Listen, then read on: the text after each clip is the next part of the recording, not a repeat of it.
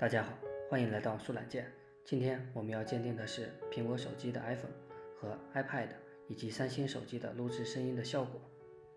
我们先来看一下大家最关心的底噪的问题。我们在录制视频或者是录制声音的时候，可以听得到沙沙的声音，那个就是底噪。好的，现在先来听一下苹果手机的底噪。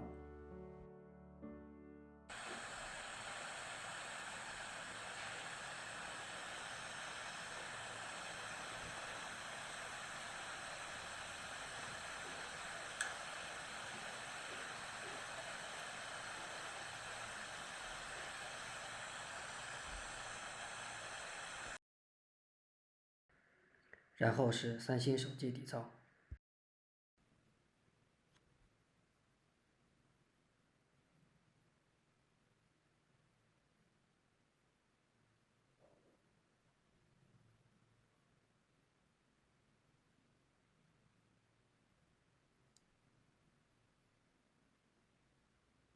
最后是苹果的 iPad 3、2。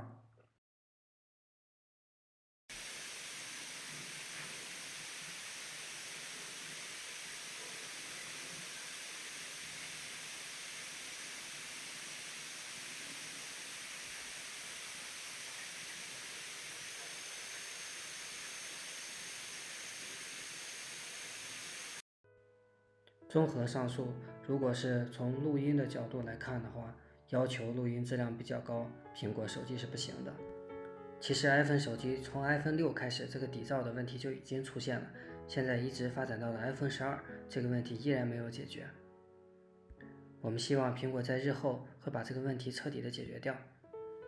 最后，我们播放一段分别用三星手机和苹果手机录制的一段朗读音频。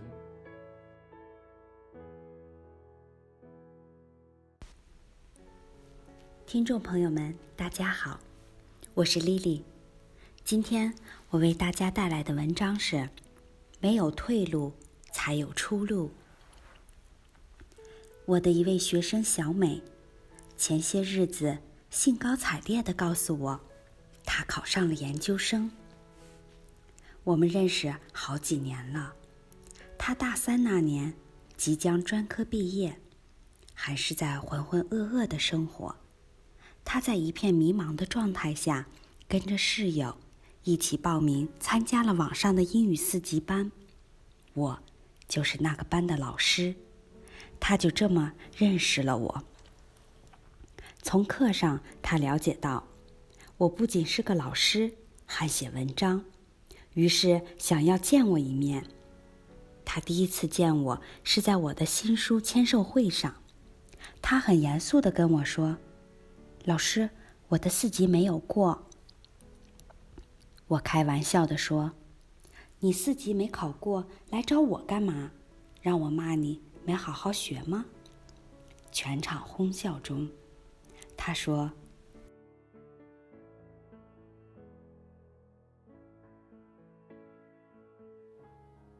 听众朋友们，大家好，我是 Lily。今天给大家带来的文章是：凡事提前10分钟，结果惊人。”生活中常有这样的现象，你踩点出门，不料途中耽搁了一下，于是错过了车。你总爱赖床，占用了吃早点的时间，于是饿着肚子上班。